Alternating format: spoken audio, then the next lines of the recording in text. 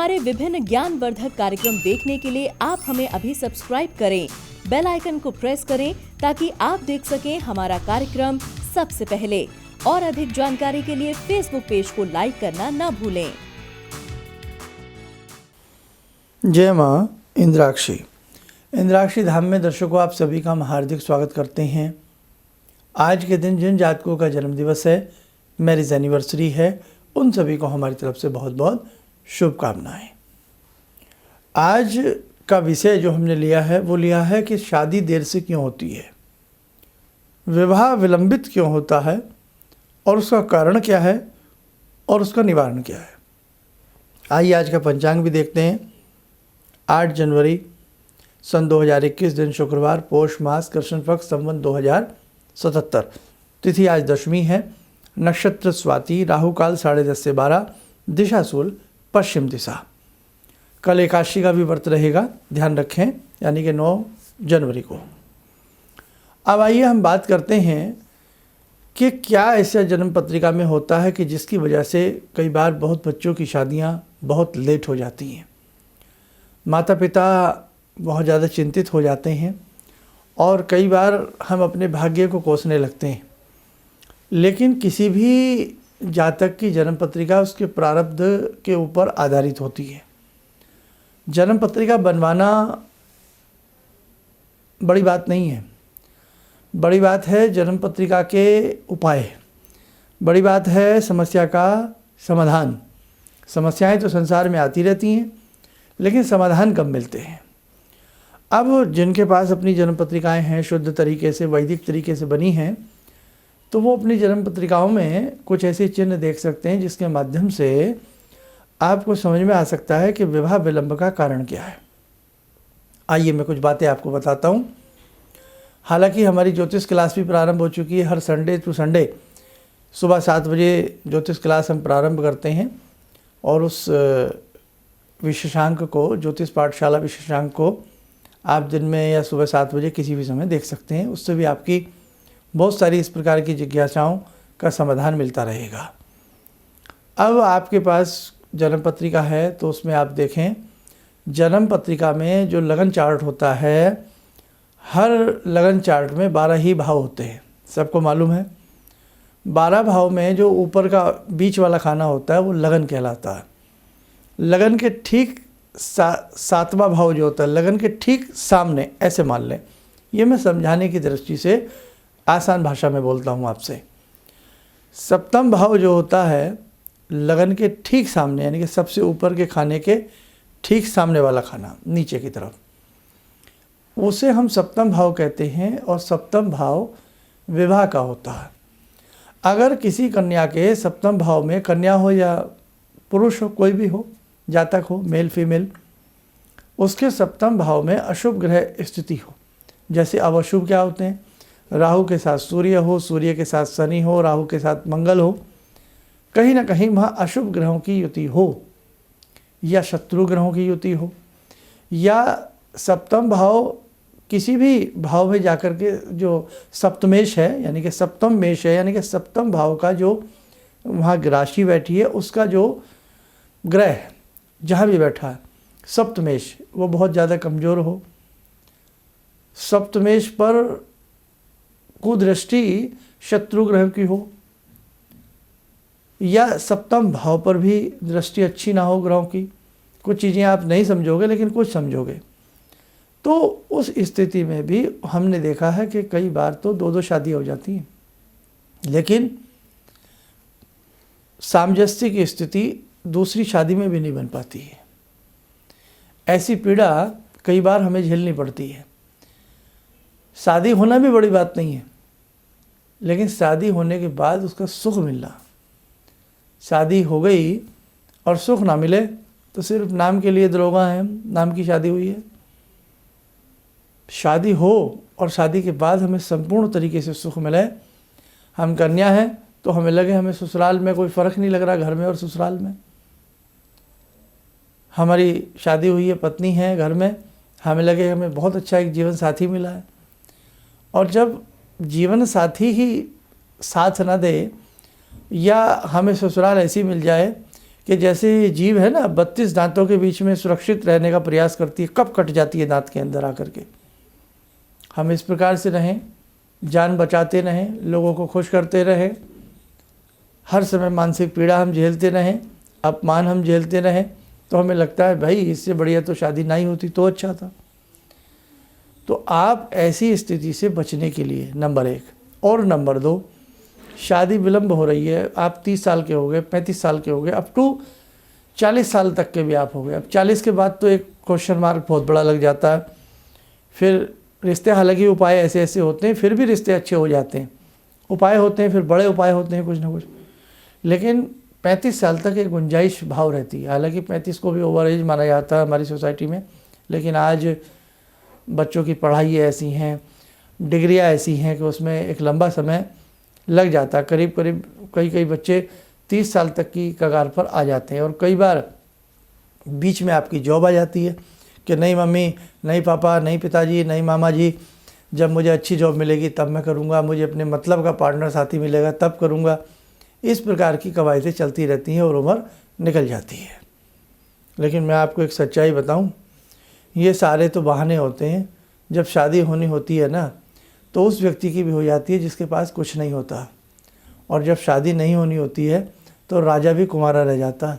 हमारे देश में ऐसे अनेकों नेता हैं जो बड़े राजनीतिक क्षेत्र के बड़े राजा हैं, लेकिन विवाह नहीं हुआ है। क्या कमी थी, है ना, क्या कमी है? आज भी ऐसे के लीडर हैं, आप सब जानते हैं, मैं क्या बताऊं। तो कहने का भाव, ये संयोग है, इस संयोग को हम प्रारब्ध से तोलें। कुंडली एक बहुत बड़ी रिसर्च है, बहुत बड़ा विज्ञान है, बहुत बड़ा रहस्य है। इसलिए संतान और विवाह ये बहुत भाग्य से मिलते हैं। जीवन और मृत्यु ये सुनिश्चित हैं, सब इनका अधिकार क्षेत्र परमपिता परमेश्वर के हाथ में है, किसी के हाथ में नहीं है।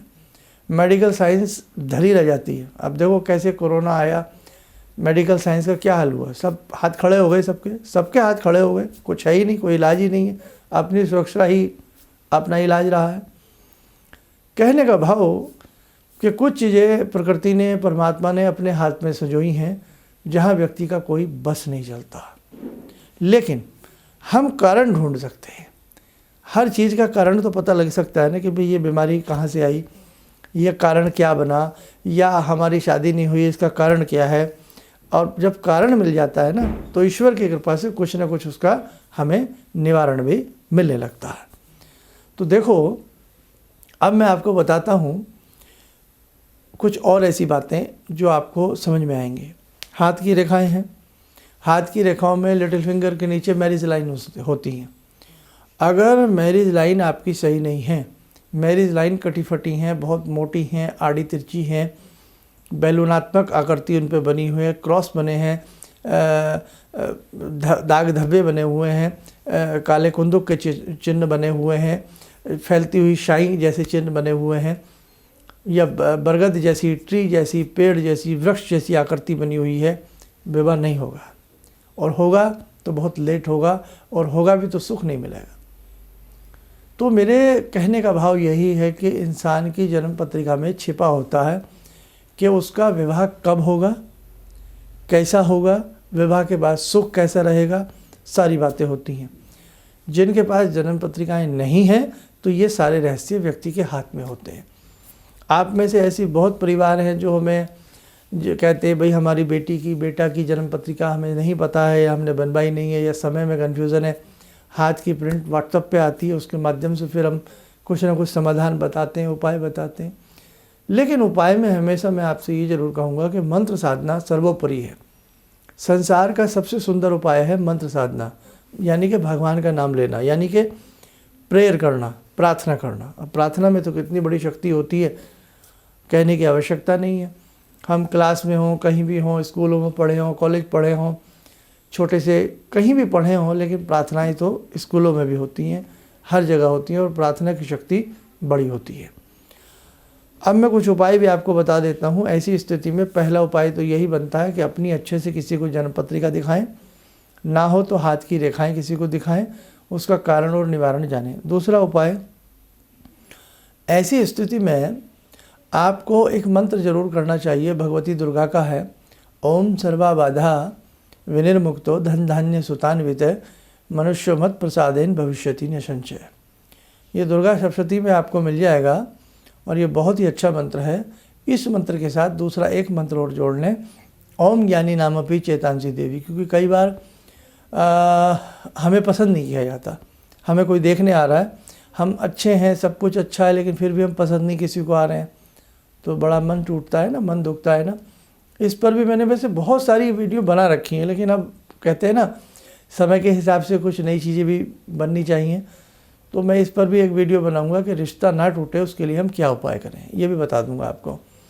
मेरे कहने से यदि चाहे लड़की हो या लड़का हो, अगर 2 मंत्र ये बच्चे स्वयं पढ़ें, ओम सर्वा बाधा विनिर्मुक्तो धन धान्य सुतान्वित मनुष्य मत प्रसादेन भविष्यति न संचय, ओम ज्ञानी नामपि चेतांसी देवी भगवती ही सा बलाद कृष्ण मोहाय महामाया प्रच्छति।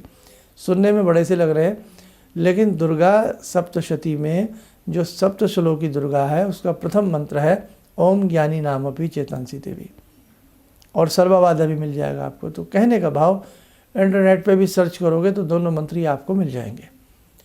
और अगर ऐसा भी आपसे ना, ये मंत्र पढ़ने कितनी देर होते हैं, 5-5 मिनट पढ़ लें। एक माला 3.25 महीने करें, रुद्राक्ष की माला से करें, भगवती दुर्गा का ध्यान करें, आए मंगलवार दुर्गा जी को लाल फूल फल आदि चढ़ाते रहें, कार्य सिद्धि हो जाती है। माँ बाप से बात कर लेते हैं, यदि कई बार बच्चे नहीं मानते इन बातों को, तो माता पिता क्या करें, माता पिता ऐसे बच्चों के लिए मंगल अनुष्ठान करवाएं, मंगल शांति करवाएं, मंगल पाठ करवाएं, तो घर में मंगल काम होता है, मंगल गान होता है, मंगल गीत होता है। या किसी मर्मज्ञ से भगवान श्री गणपति की शुद्ध आराधना पूछें सौम्य, और उस आराधना को करें, तो भी मैंने देखा है कि कार्य सिद्धि बहुत शानदार तरीके से होती है। नहीं अगर कुछ भी समझ में आता तो आप कम से कम 3.25 महीने या 2.25 महीने ओम गंग गणपतये नमः भगवान श्री गणपति का शुद्ध और सौम्य मंत्र है, इस मंत्र को 11 माला करें और हर दिन 11 दुर्वा चढ़ाएं, और हर बुधवार भगवान श्री गणपति को नारियल की गिरी और 2 लड्डू चढ़ाएं, और 3.25 महीने में जितने भी बुधवार हैं ऐसा करें।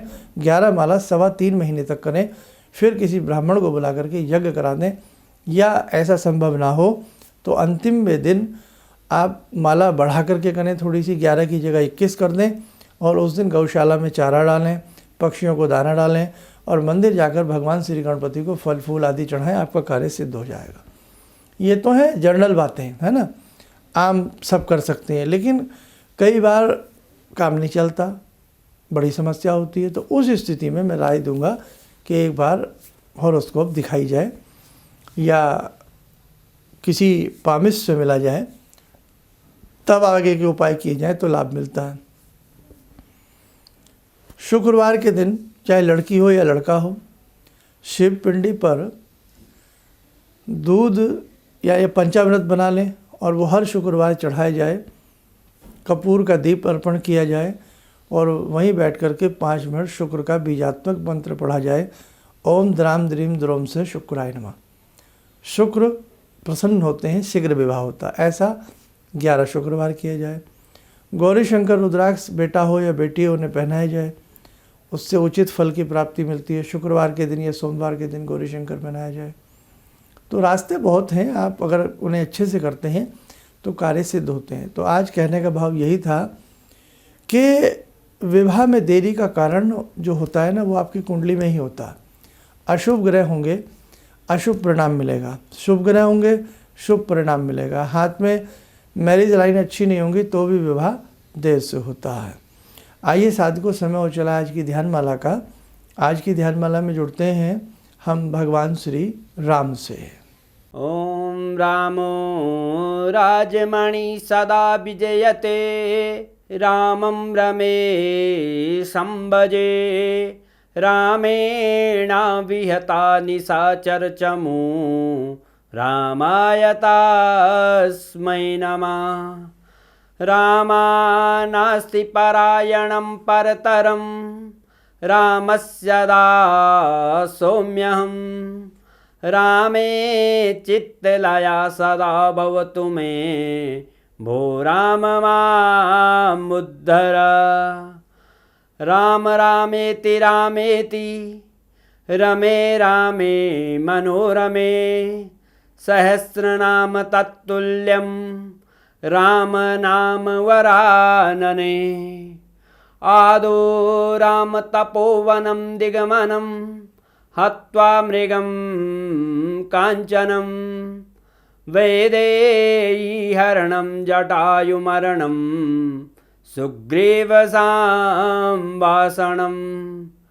बाले निग्रहणं समुद्रतरणं लङ्कापुरे दाहनं पश्चात् रावणकुम्भकर्णहननम् एतद्धि रामायणम्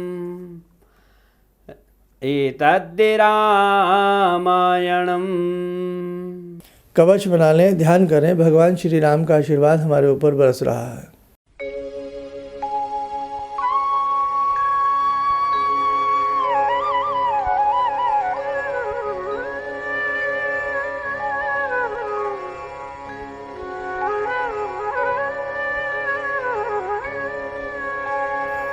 ओम बोलते हो सामान्य हो, नेत्र खोलें।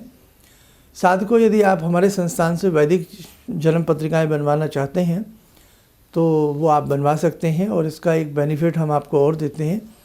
जिस किसी साधक की हमारे यहाँ जन्म पत्रिका बनने के लिए आती है, किसी भी हमारे दर्शक की, तो जिसकी भी जन्म पत्रिका होती है एक बार हम स्वयं उससे बात करते हैं। अब जैसे भाई देवे, शादी के लिए आपको कोई समस्या है और आप हमारे यहाँ से जन्म पत्रिका बनवाते हैं, जो भी है, तो उसको हम देखते भी हैं, अवलोकन करते हैं, फिर आपको बताते भी हैं कि इसका क्या कारण है और उसके क्या उपाय किए जाएं। ये मैं इसलिए कह रहा हूँ क्योंकि बहुत साधक ऐसे हैं जो इस बात को कहते हैं कि साहब हमने जन्म पत्रिका बनवाई लेकिन बनी और हमारे घर आ गई। तो हम ऐसा नहीं करते। हम जन्म पत्रिका पहले बनाते हैं और जब बन करके रेडी टू मूव होती है फिर आपसे बाकायदा बात की जाती है। और बात क्यों की जाती है उसका कारण यही है, कुछ हम अपनी कहें और कुछ आप अपनी हमें कहें, ताकि जैसे हम डॉक्टर के पास जाते हैं, भाई डॉक्टर साहब को जो बताना वो बताते हैं, लेकिन हम अपनी भी तो समस्याएं उनके सामने रखते हैं कि डॉक्टर साहब मैं इस समस्या से ज़्यादा पीड़ित हूँ, आप मेरा इलाज करें। तो वैसे ही एक ज्योतिष और उसके बीच में होता है। और एक हमेशा मेरे सभी दर्शक ध्यान रखें, आप कहीं भी मिलें, किसी से भी मिलें, ख़ास तौर से प्रयास किया करें कि मंत्र साधना के उपाय लिया करें, उसमें अच्छा फ़ायदा होता है और हमें लाभ जल्दी मिलता है। या दान पुण्य के उपाय लिया करें तो उनसे जल्दी लाभ हमें प्राप्ति हो जाती है। आशा करता हूँ आज कुछ चर्चाएं आपके सामने हुई, उससे कुछ ना कुछ आपको लाभ ज़रूर मिलेगा। इन्हीं शब्दों के साथ हम अपनी वाणी को विराम करते हैं। जय माँ इंद्राक्षी। जहाँ तक मेरा व्यक्तिगत अनुभव रहा है, मैं फर्श पर पढ़ा था, आज गुरुजी की कृपा से अर्श पर हूँ। गुरुजी ने एक मंत्र जब पहली बार मिला था तो मैं ऐसी परिस्थिति में गिरा हुआ था कि मेरे को ये लगता था कि मैं जिधर भी जाऊँ मेरे तरफ एक तरफ कुआं एक तरफ खाई वाली स्थिति मेरे साथ थी। और गुरुजी ने वहाँ उस वक्त तो मेरे को 2 मंत्र दिया कि इसका आप पाठ शुरू करो, और 2 दान की सामग्री बताई थी और उसको मैंने शुरू किया। और उसके बाद से उस वक्त से लेकर आज तक मैं फिर जिस स्थिति में था वो पीछे मुड़कर मैंने नहीं देखा। किसी भी समस्या के समाधान के लिए मिले प्रसिद्ध हस्तरेखा एवं वास्तु विशेषज्ञ प्रोफेसर धर्मेंद्र शर्मा जी से। नोट: शिविर में भाग लेने हेतु एवं व्यक्तिगत रूप से मिलने के लिए कॉल करने का समय सुबह 10 बजे से शाम 6 बजे तक। हमारे विभिन्न ज्ञानवर्धक कार्यक्रम देखने के लिए आप हमें अभी सब्सक्राइब करें, बेल आइकन को प्रेस करें ताकि आप देख सकें हमारा कार्यक्रम सबसे पहले। और अधिक जानकारी के लिए फेसबुक पेज को लाइक करना न भूलें।